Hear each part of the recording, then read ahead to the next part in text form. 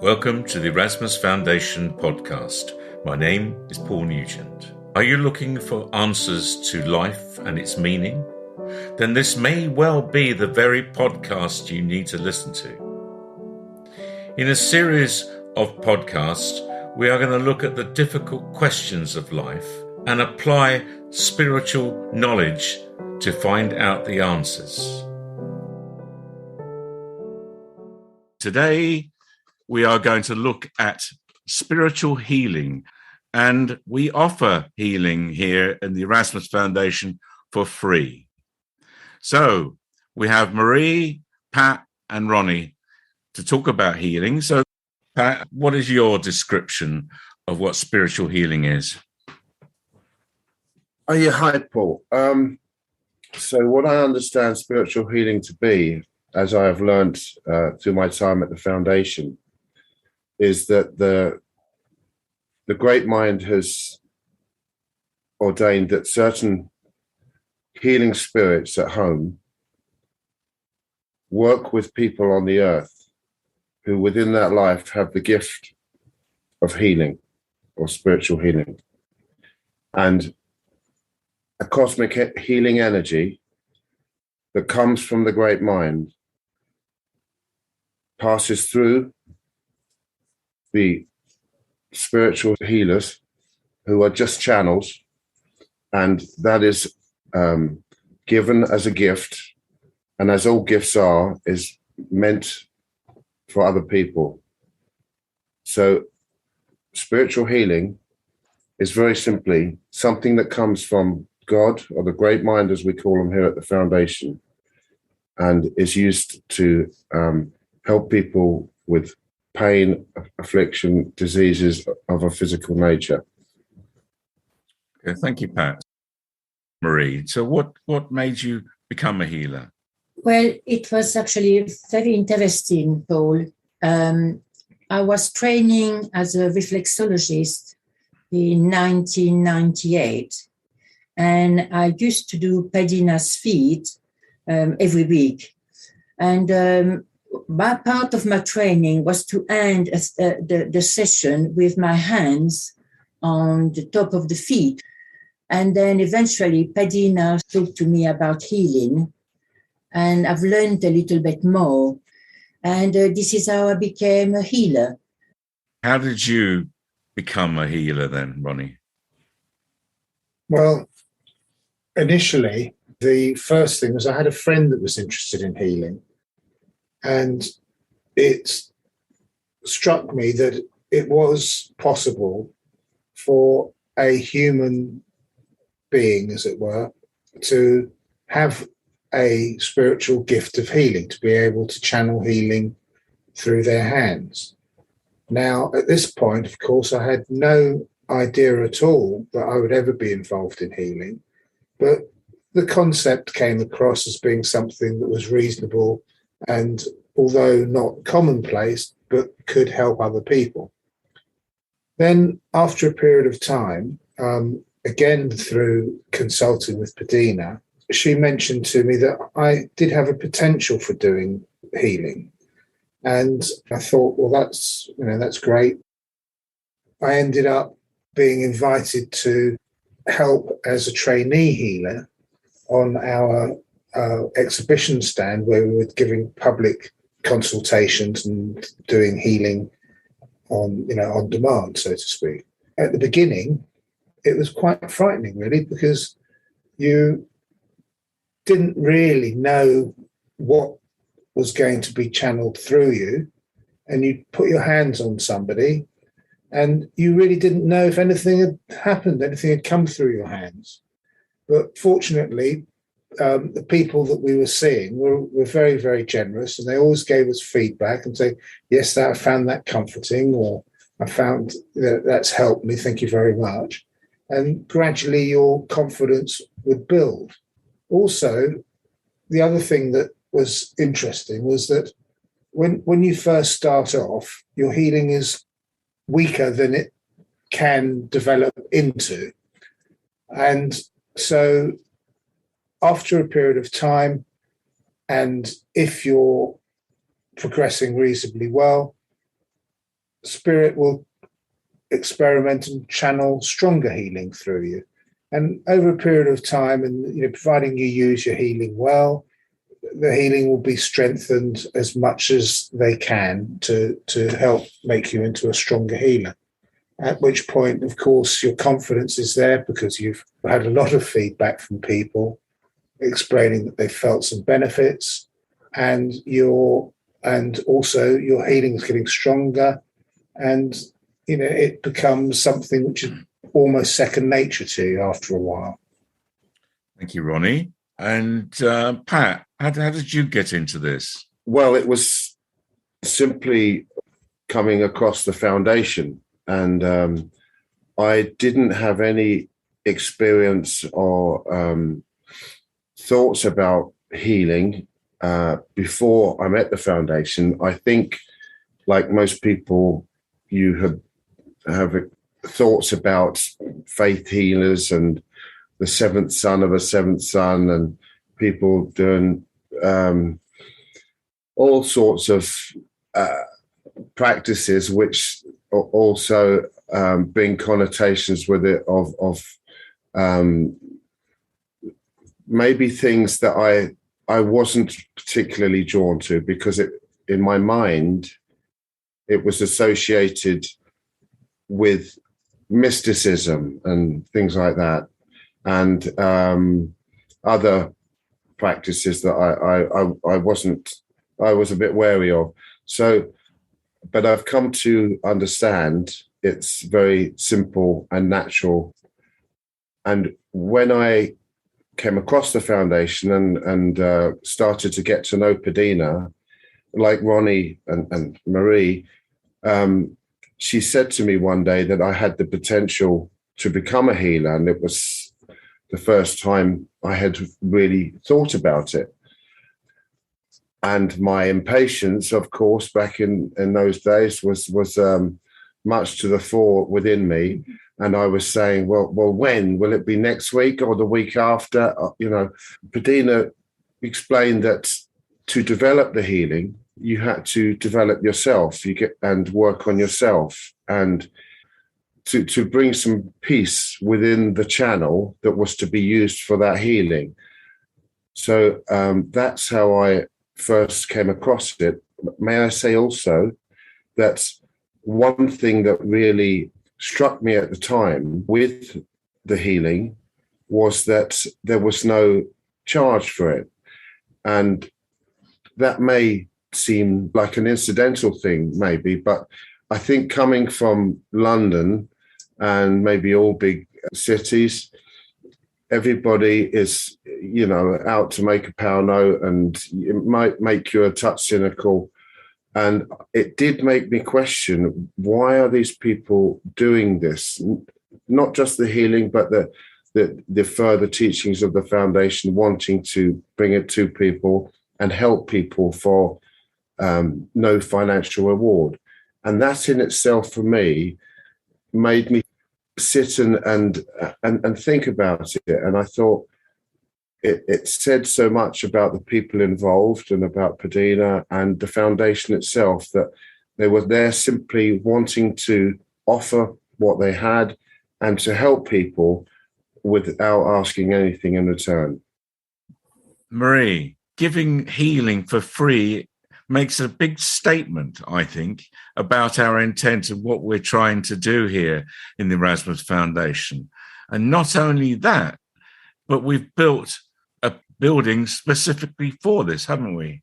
Mm-hmm. Tell us about it. It is a clinic which is unique in a country. It has a reception and 4 healing rooms, a first aid room, and also this is a table there just in case we have animals to treat, and an office. It is open every Saturday between 2 and 4 o'clock. It's a beautiful building.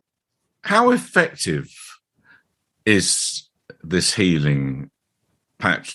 What sort of experiences have you had of people benefiting from this type of healing? it's a good question to ask because, as Ronnie said, you're not quite sure yourself all the time if you don't feel the healing coming through your hands. So what you learn about healing over the years is the feedback you get from people. And some of that feedback I have seen other healers giving here, and myself in my own small way, is that people say to you what it's done for them, how it's made them feel. And that is a variety of responses from people, from very simply to say thank you and that they felt a little better, and to people saying that they felt a new person. And we've had that quite recently with somebody who has come to the clinic here. So I think that is why we don't say we will heal you or we will cure you. We say we offer healing, because ultimately that is down to the great mind, whether how much healing you will receive or how effective the healing will be, because it may be within the person's tapestry that they may continue to be affected by their ailments, or it may take them home. But I can certainly say from the healing that I've received from an ongoing back issue I've had over the years, that it hasn't taken it away overnight, but it certainly helps, and sometimes instantaneously, with the symptoms and the pain. Okay. And Ronnie? Yes, we've had some good successes over the years. We've had people with serious illnesses like cancer come and see us, and we've managed to help them get their cancer into remission. And we've also had, conversely, we've had results, different results. I should just say that as a healer, you can only channel through your hands the healing that is sent to help that person. You are not a therapist that can use your own techniques to help a person through your own efforts. You are really dependent on the healing guides that are channeling the healing through you, and ultimately God to send healing to the person that needs the help. So on some occasions, we have had people with serious illnesses, and we've managed to help them heal up their illness and recover. On other occasions, we've had people with serious illnesses who have received healing from us and sensed a lot of relief from the symptoms they are suffering. However, they did not recover from the illness. The illness carried on and eventually took them home, as we say, which is the end of their life. So we can't say that we can heal anything. What we can say is that we can deliver through our hands some healing that will help a person, either giving them relief or cure them from an illness. But we are not able to decide what is delivered. We can only deliver what we are given to deliver. Okay, Ronnie, thank you very much. Marie, so can anyone be a healer? Could I be a healer? It is really the great mind's choice. There is, I was not a healer when I came. I didn't even know what healing was until Bettina explained to me And it is, I was told, was a gift from the great mind. It's a wonderful gift. I mean, for me, healing is everything. I cherish it. I treasure it, if I may say. Okay. Right, good. So what other kinds of healing is there out there, and what's your opinion of it? Pat, what do you think about that? Well, as I said previously, Paul, I have only ever had a passing glance at other healing disciplines. I don't really know too much about them. You can look on the internet and see many different types and shades and names for different sorts of healing. I would say that there is a fair bit of money being exchanged in a lot of them.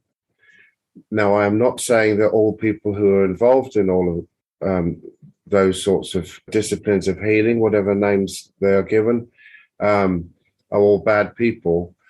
I know there are courses you can go on that you can pay money for a weekend or a week or a month and learn to become a healer, which you have to pay for. And there may be people who are drawn to those courses and things because they are instinctively interested in healing. So it's certainly not to say that they may not have a gift to be a healer, but when they look up about healing, that's maybe the only channels of interest that they find. So in learning about spiritual healing through the foundation, and as we've said, there being no charge for it because it is a gift, that's part of our work and part of the reason for this podcast is to place it online and a place where people might find it who are truly interested in the healing, but without having to pay for it, either to become a healer or pay for it to receive the healing. So I don't know too much about other forms of healing, is my honest answer. And if I may say also, we are talking about healing being a gift. I just wanted to add to that, the healers who have the gift of healing aren't chosen ones or special people. Everybody has different gifts in life. And through the understanding of reincarnation, people have different gifts in different lives. So I would suggest that maybe a lot of, if not all people, through their many lives they had at one time or another, may have been a healer. The gifts that are given by the great mind are given to us to benefit other people. Thank you, Pat. And so what is distant healing or absent healing? What's that all about? Absent healing is something where you are, through the thought that you put into it, healing can be delivered to a person that is suffering an illness or some discomfort. You're actually asking God to send healing to that person to help them through their illness. Now, this actually is not exclusive to healers. Anybody can do it. Anyone can send their thoughts to God and ask God to help somebody. And there are always benefits from doing this. If you like, it's the power of prayer. So this is something that every individual can do. However, in the foundation, we have people that write names in the books, and they will put their hands on that book and they will ask for healing to go out to all the people whose names are written in the book. They're not actually trying to direct the healing. They're asking for God to help and send healing to all the people that are written in that book. Okay, that's fine. Thank you very much. So, Pat, should people throw away all their tablets, their pills, and avoid their operations, do not do any medical procedures, and just rely entirely on spiritual healing? No, Paul. No, it isn't an alternative therapy, but a complementary therapy. We would never suggest, as Ronnie touched on before, We are not trained doctors. We don't diagnose anybody.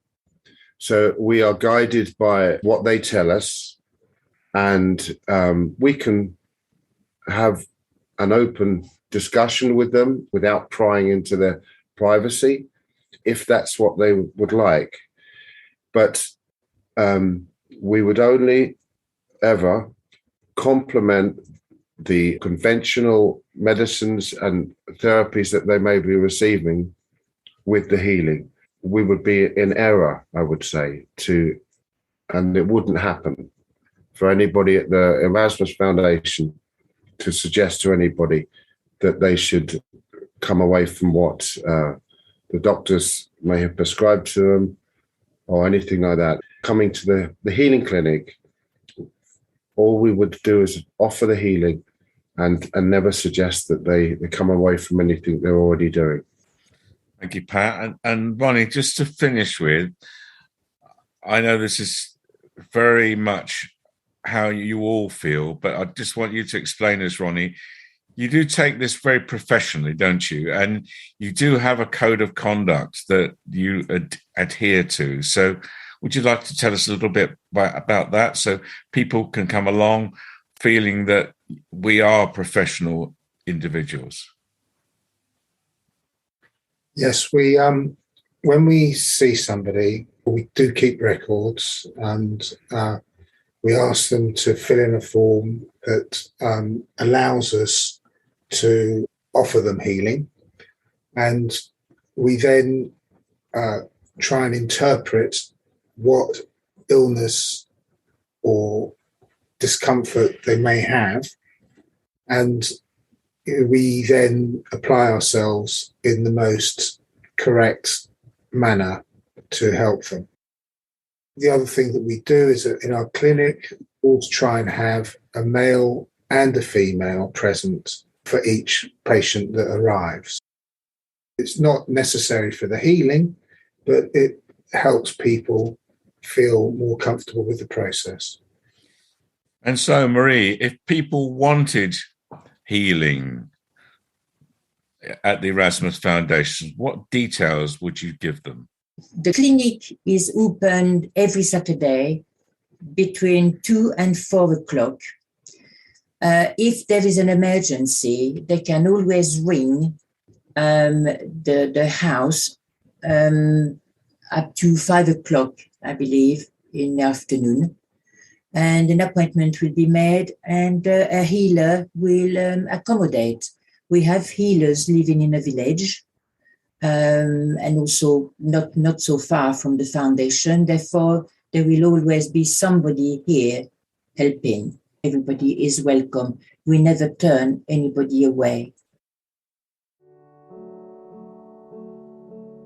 The Erasmus Foundation is a spiritual teaching and healing centre based in Laxfield, Suffolk, in the United Kingdom.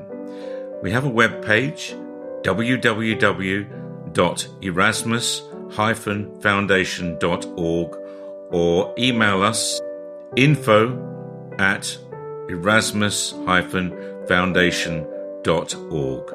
Thank you for listening.